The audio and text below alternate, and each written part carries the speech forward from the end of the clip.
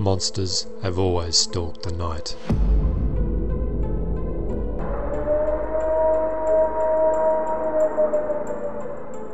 Since the world began, tales of terrible beasts in the dark have been told around the fires holding the shadows at bay.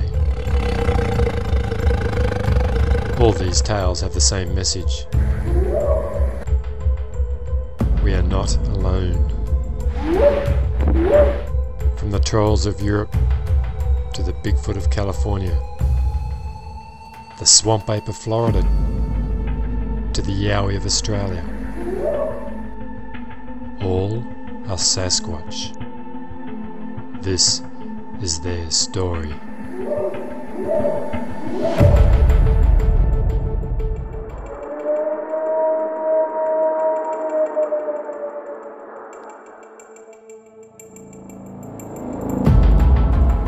The Genoskwa was desperately hungry. It had been a cold, hard winter, even for a subarctic Sasquatch such as he.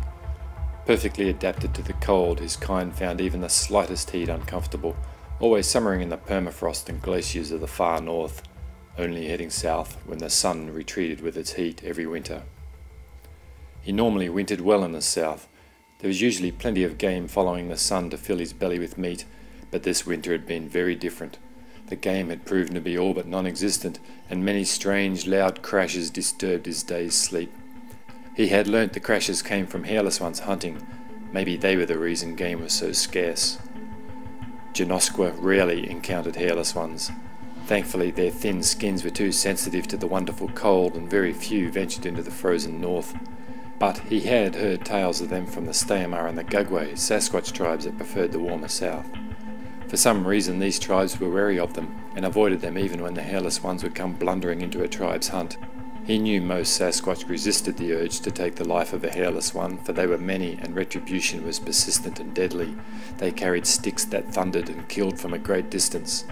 The tales were many of lethal encounters with their puniest, clumsiest and weakest cousins, so the Stayamar and Gugwe mostly avoided them. But he was neither. He was a Genoskwa, the most ferocious and bloodthirsty of all the Sasquatch tribes. It was the tales of the hairless ones that had initially made the Genoskwa very cautious when investigating the loud crashes that echoed through the hills and disturbed his rest. He had then seen with his own eyes the effects of the sticks that thundered. The smell of blood had fought with his caution that day, and he barely resisted the urge to steal the hairless one's kill. It would not happen again. Given the chance, he was now hungry enough to not only scare one away from its kill, but eat it as well. His empty belly gnawed at him so bad he ventured forth in the burning heat of the day, squinting his eyes from the glare off the snow-covered landscape.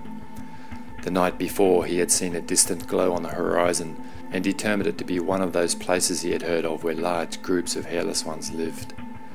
The puny creatures often kept animals as companions, and if they did not, well, he had tasted a hairless one before, many seasons ago. They were bitter, but meat was meat, and his kind, unusual amongst the Sasquatch tribes, only ate meat. Yes, the thundersticks could take down a deer, but he was larger, faster, and stealthier than any deer. The hairless hunter he had observed killing the deer before had not even been aware of his presence, quietly watching him from behind the snow-laden trees. His pale hair blended in perfectly with the landscape. He knew he was next to impossible to see if he stayed still, and the hairless ones were slow and clumsy, especially in the snow and ice of the Genoskwa's world.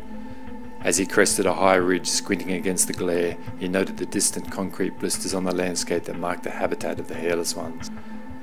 He remembered this place from a previous winter. Before him the hill dropped in 3 stages, at the bottom of which was a swamp, now frozen. It would be easy to cross when night fell, and he could enter the town then, if his hungry belly could wait that long. Abruptly he noticed he could hear something, voices, faint, high-pitched and excited, carrying on the wind from further down the slope. Hairless ones, coming right to him. He may not need to enter the town after all. Quickly ducking behind a tree, he froze, knowing that by staying still his long pale hair would blend his form perfectly into his surroundings. Soon 2 small brightly coloured hairless ones came into view, one following the other and both dragging something behind them in the snow. They were chattering crazily, pale faces flushed with exertion and excitement. They stopped not far off on the highest point of the hill, and the Genoskwa realized the two hairless ones were repeating this action when he saw the disturbed snow where they stopped. Their prints and the marks of the things they were dragging were all over the small cleared area at the highest point of the slope. Leading away downhill, he noticed they had cleared a path, piling banks of snow where it turned. For a moment his curiosity outweighed his hunger, and he stayed frozen in position, trying to work out what they were doing. Here were 2 easy meals, yet their youthful excitement intrigued him. They both positioned the things they were dragging right on the highest point and sat on them, facing down the steep slope, still chattering away, totally oblivious to the fact that mere steps away was a very hungry carnivore. Then shockingly, one leapt forward, thrusting its legs against the snow, and soon disappeared down the slope out of sight, shrieking in laughter and fear as it went. Judging by how fast the noises the hairless one was making receded, it was going very fast indeed. The Genoskwa was amazed. His hungry belly rumbled at the sudden disappearance of one of its meals, but there was still the other one. It was sitting quiet, looking around at the scenery with a big smile on its face, but it seemed ready to follow its friend in an instant and launch itself away from his grasp. What to do? If he moved, it might see him and flee. If he did not move, it would get away anyway. Just then it seemed to have sensed something was up, for it turned its head and looked directly at the base of the tree he was standing behind. Could it see his legs? They were exposed towards the tree's base. The hairless one frowned, then looked up towards his waist, a scared but slightly angry look on its face. It seemed to be trying to see his waist behind the tree. Then the anger was replaced with puzzlement, and it looked higher still, right at where his face was partially exposed through the branches. It stared at him for a bit, then its face paled and its mouth dropped open. It had seen him. Involuntarily the Genoskwa bared his teeth in reply to its recognition. He must pounce now, but before he could even brace his legs for the leap, the hairless one pushed hard at the snow with its own legs, and it was gone, fleeing down the slope even faster than the other had gone. Sudden rage at the missed opportunity for not 1 but 2 easy meals boiled through the Genoskwa's bones. Despite his weakness from hunger, he reached out, grabbed, twisted, and brought the tree he had been hiding behind crashing to the ground. Far off down the hill, he heard the hairless one scream something to its mate, obviously warning it to flee. Furious, he vented his rage on the surrounding trees. Then turning his head towards where he knew the township to be, he marched off. Whether it would be hairless ones or some of their pets, the Genoskwa was determined to eat that night.